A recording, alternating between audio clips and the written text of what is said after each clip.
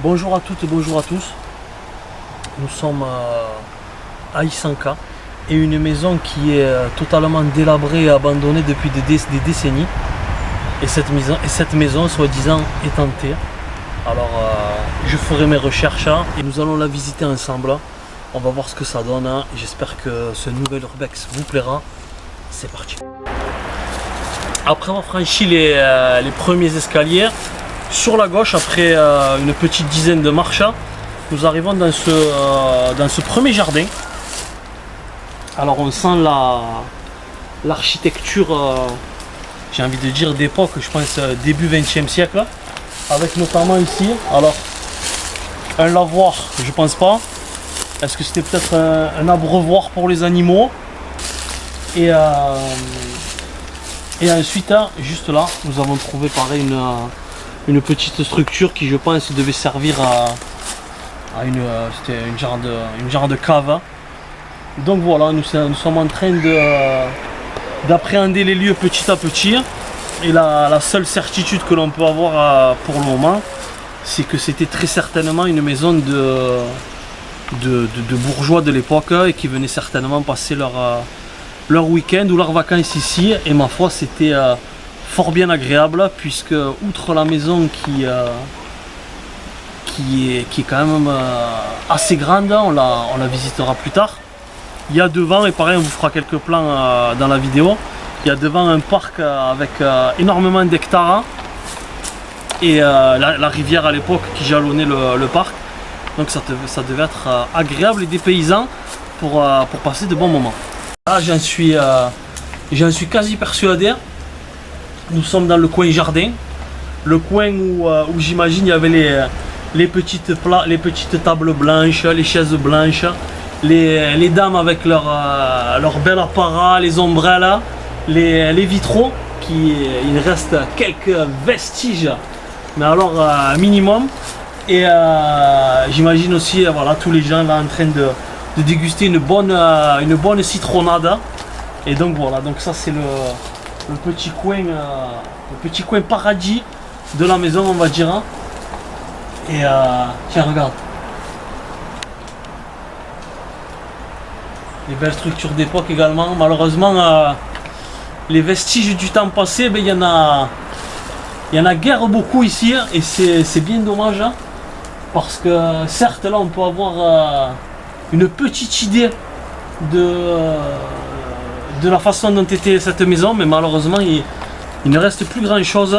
Et je vous invite à rentrer maintenant à l'intérieur.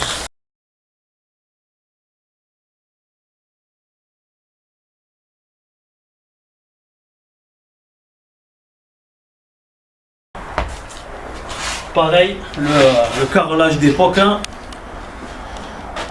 matelas, la belle, comment on appelle ça, la belle véranda. Voilà, franchement, ça avait beaucoup de gueule, beaucoup de cachet pour l'époque, je pense. Et là, un escalier en colimaçon qui est complètement sabordé. Donc on verra si on peut le prendre après. Ça me paraît bien délicat, donc on va voir par la suite, parce que justement il y en a un autre juste à côté. Voilà, alors là, je pencherai pour la cuisine. Voilà, premier indice ici. Un deuxième ici. Peut-être même une grande cheminée. Je vois les restes de... Ça pourrait y ressembler. Mais c'est dans un état navrant. Vraiment navrant. Et je pense que si je dis que ça fait 30, 40, 50 ans que ce lieu est abandonné, je dois viser à peu près juste. Allez, on continue. Donc là on est à l'extérieur. Avec... le fameux escalier en colimaçon que nous allons monter de ce pas, et on vous dira ensuite ce qu'il s'y passe. On se retrouve tout de suite. Alors, nous sommes arrivés au dernier étage extérieur de cette maison, et on se croirait plus dans un château maintenant. Il y a des bâtiments qui font sembler font paraître ce lieu un château. Donc c'est assez bizarre parce que le rez-de-chaussée ressemble à une maison, on va dire, commune bourgeoise du début du XXe siècle. Hein. Et là, on a l'impression de reculer de quelques siècles, hein, avec un genre de... On va le voir là juste derrière, un genre de donjon. Je sais pas si tu peux filmer la totalité. Voilà. Et juste là, pareil également. Comment tu disais tout à l'heure le nom? Une tour. Ouais, une genre de tour. Donc c'est assez bizarre parce que entre les deux étages, la différence est quasi totale. On rentrera après à l'intérieur de la maison. Mais là, je vais essayer de tester quelque chose. Alors là, on a vu c'était des toilettes. Hein. Et là, il y a une échelle. Donc, parce que pareil, il y a des... si tu peux avancer. En haut de l'échelle, tu vois, ça ressemble pareil à un genre de château. Et on va essayer de monter à l'échelle. Ne reproduisez pas ça chez vous, parce que je fais 90 kg, donc je prends des risques déjà. Bon, bien sûr, j'avance seul.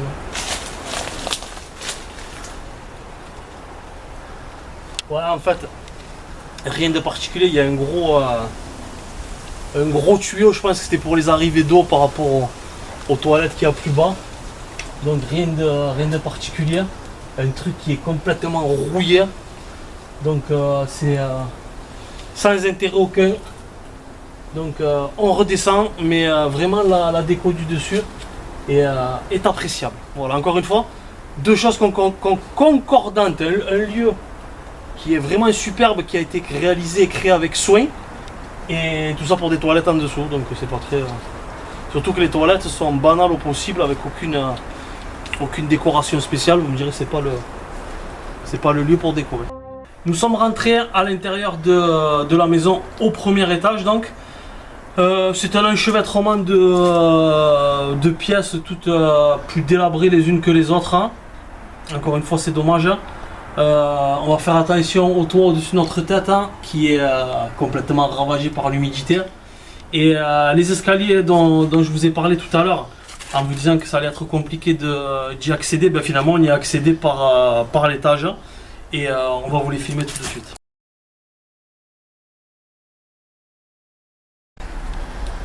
Comme on a pu le constater il y a quelques secondes, donc les escaliers qu'on vient de vous filmer au fond permettaient de monter au premier étage. Et il y a un second étage. Malheureusement, on ne pourra pas y accéder. Et la raison est très simple. Donc, le premier étage, voilà, on y est. On accède par ce petit corridor, ce petit couloir. Toutes les pièces aux alentours, les pièces attenantes qui devaient certainement être des chambres. Et donc ensuite, on montait, on continuait. Et ici, il devait certainement, et même c'est une certitude, y avoir un escalier en colimaçon. Voilà, comme vous pouvez suivre ici. Et ensuite, ça donnait à l'étage avec le fameux parquet qui est complètement défoncé. Et donc cet étage, on peut le voir d'ici, on peut le voir de dehors, mais on ne peut pas y accéder. Donc ça gardera ses mystères.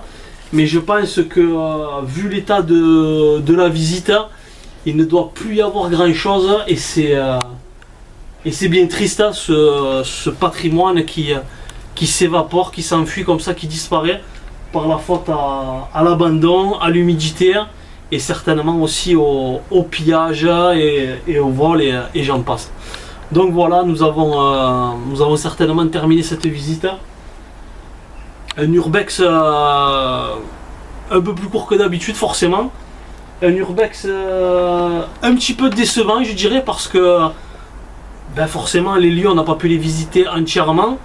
Et surtout parce que j'ai l'habitude quand je fais des urbex de raconter l'histoire du lieu, le pourquoi et la fin du lieu. Ben là apparemment on n'en aura pas, donc c'est encore plus frustrant de ne pas savoir pourquoi ce lieu a été abandonné, qui y vivait. Donc comme je répète régulièrement dans toutes les vidéos, si vous avez des informations, n'hésitez pas à nous en faire part. Donc en commentaire de cette vidéo et n'hésitez pas à vous abonner sur la chaîne YouTube Costa Bordino. Je vous remercie et à bientôt pour de nouvelles aventures qui je l'espère seront moins frustrantes que cette maison hantée d'Isanka. Ça aussi pareil, pourquoi la maison hantée? Nous n'avons pas d'infos, ça a été propagé un peu comme ça. Est-ce que c'est une légende? Est-ce qu'il y a vraiment eu des phénomènes paranormaux, des fantômes ou je ne sais trop quoi? Ben, ça restera pour le moment mystérieux. Merci à vous, à bientôt. Alors je me suis un petit peu précipité tout à l'heure quand je disais que je n'avais pas d'infos sur la maison. Donc en fait là je viens de chercher un peu plus sur internet. Et c'est un texte signé Valérie Campion. Au lieu-dit du parc d'Isanka se trouve une maison réputée hantée. C'est une ancienne maison bourgeoise à l'abandon.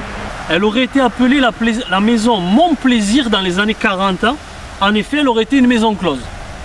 Mais la légende dit aussi que deux familles se seraient entretuées lors d'une querelle concernant une histoire d'amour entre la fille de la première famille et le fils de la seconde. Est-ce de l'utopie que d'avoir envie de voir cet endroit réhabilité et revivre ses réjouissances d'antan? Ainsi se termine le texte de Valérie Campion. Et vu l'état de la maison, oui, c'est une utopie. Voilà, cette fois, la vidéo est définitivement terminée. Merci à tous et à bientôt. D'après les linguistes, Isanka, bizarrement orthographié avec son K, viendrait de l'occitan Eisangat, mouillé, humide. Effectivement, l'endroit est baigné d'une rivière, la Veine, qui alimente en eau potable une bonne partie de la ville de Sète.